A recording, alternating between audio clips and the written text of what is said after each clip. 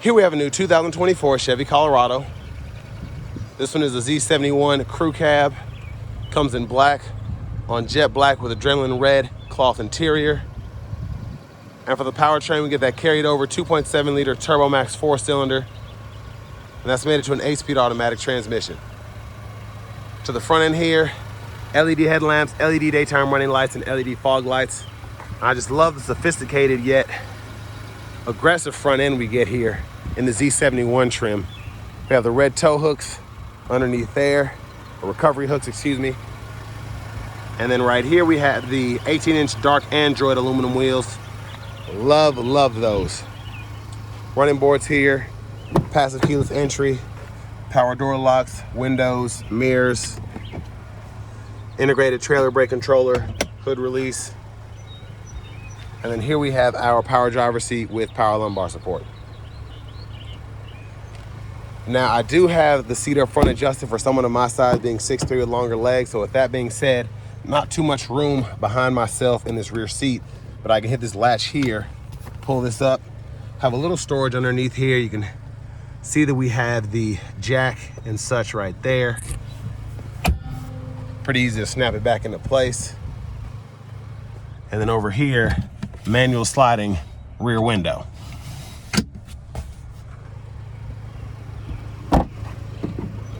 Fuel filler there. And as we come around to the back end, tail lamps. Big shout out to Chevrolet Buick GMC of Murfreesboro for letting me review this truck today. Spares underneath there, exhaust.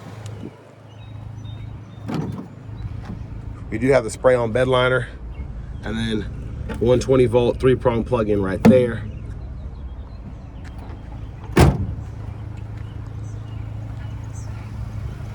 And then as we come around to the front passenger seat, you can see that there, manual. I like the trim though, having the red stitching and the black throughout. And then we have the glove compartment here. And then we'll just take a quick look at the window sticker.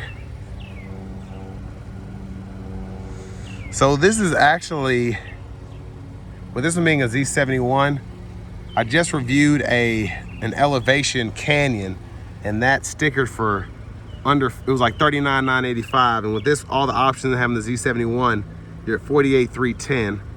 But I mean, you do get a lot of options on this one.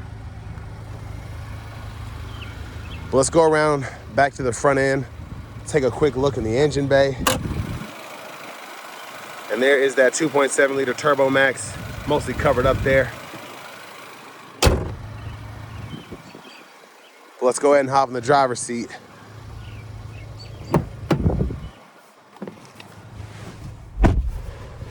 So leather wrap steering wheel here. There's a horn. Now we do get a Bose sound system, how this one's optioned out, which is nice. After this 11.3 Google Assistant system, we have our Google Maps, which we can pull up there with a subscription.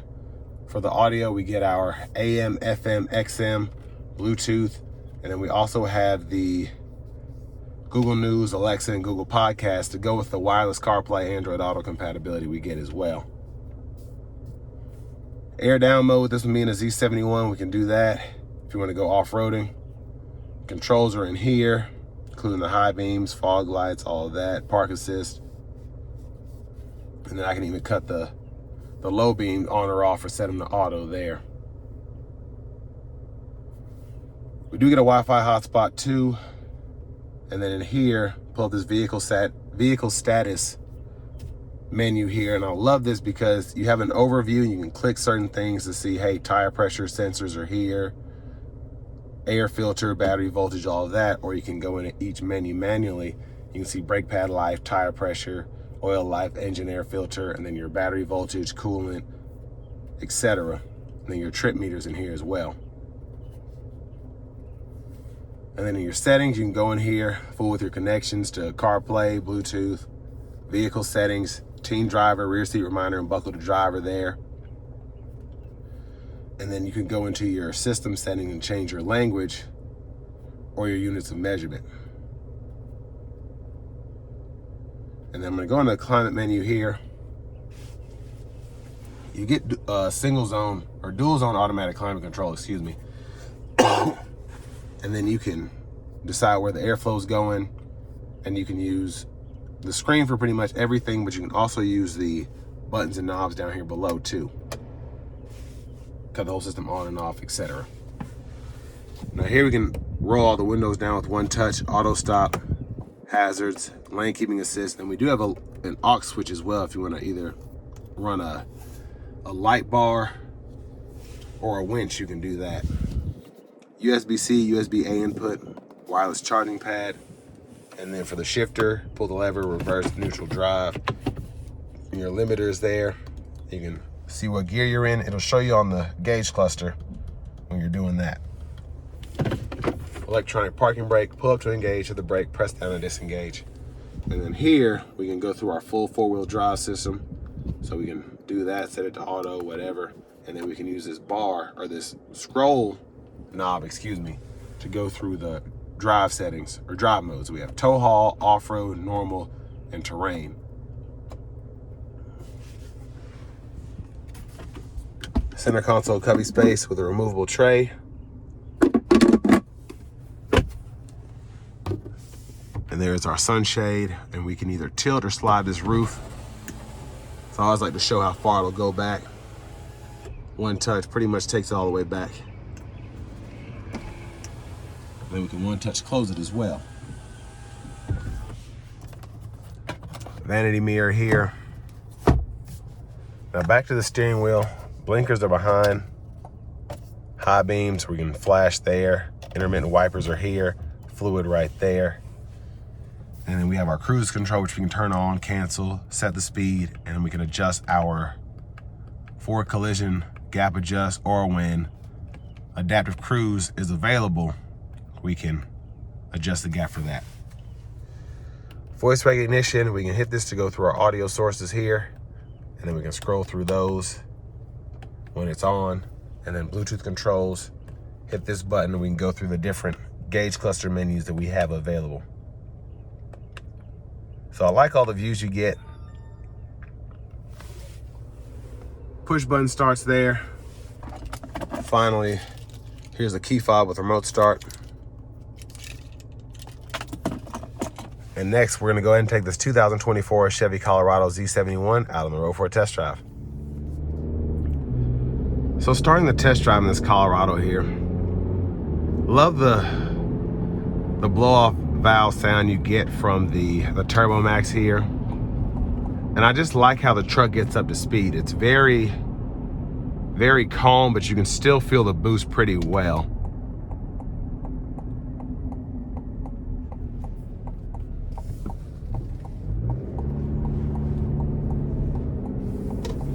Gonna give it a little pull getting on the interstate here in a moment. But the Z71, it doesn't ride as bad as, I shouldn't say as bad, but it doesn't ride as rough as I would have expected it with this to be more of an off-road oriented pickup, as opposed to maybe a Canyon Elevation or just the LT trim level of the Colorado.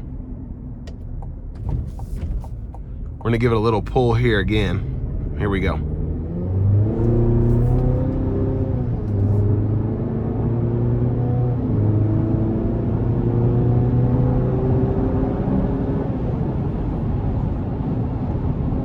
So certainly wasn't thrashing it by any means. I gave it a little bit and it still got up to speed very nicely.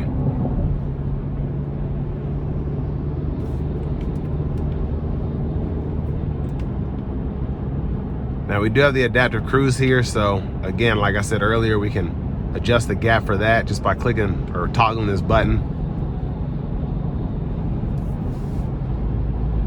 But the ride is actually very tame.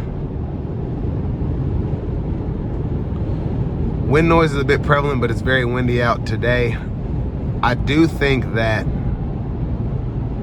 the new Ranger rides very well. That's pretty much it's very close with this one to being the #1 pickup. Now this, the Tacoma and the Ranger have all done pretty well with their redesigns, but I will say the Tacoma's ride quality is not as good as the Ranger or the Colorados, in my opinion. So this ride's pretty stellar compared to the Tacoma.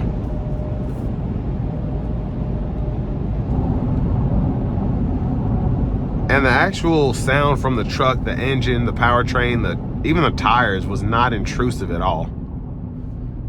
In terms of what you get for the money, you might be better off going with, like I said earlier, there was a Cayenne Elevation I just reviewed.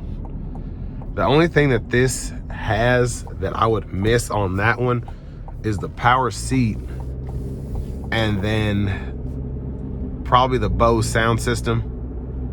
But everything else, I don't need an aux switch. I don't need to have all the windows go down at once. I don't need the sunroof. So for 10 grand, I might just go ahead and go with a Cayenne Elevation. I do like the looks of the Z71 fascia just a bit better than the Canyons, but you get the standard LEDs across the Canyons, whereas you still can get halogens on a Colorado if you're not in the Z71 trim or ZR2 or something like that. But I mean, again, you get quite a bit with this one, the way it's equipped. Lots of packages on here. This is the off-road oriented 4-wheel drive, as opposed to that Cayenne I just looked at was 2-wheel drive, so that was another thing. But for me, I just use trucks to haul stuff, maybe do a little bit of light towing, so 4-wheel drive is not a must for me. When I had my trucks, my last one was 2-wheel drive, and the one before that was 4-wheel drive, and the one before that was 2-wheel drive. So I only used the 4-wheel drive when we had snow and ice, or when I was trying to pull bushes out. But I rarely use the 4-wheel drive. But if that's a must for you, you gotta have it. But if not, again, you can get an Elevation Cayenne for 8 to 9 grand less than this one is.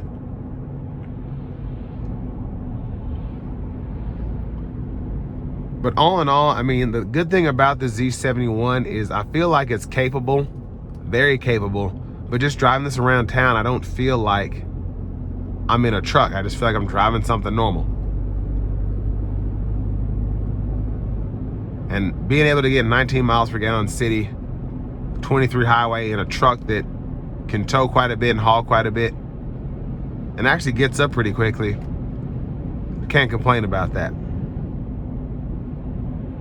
So I want to give one more thank you to Chevrolet, Buick, GMC, and Murfreesboro for allowing me to review this truck today. And this will bring me to the end of my review of this 2024 Chevy Colorado Z71.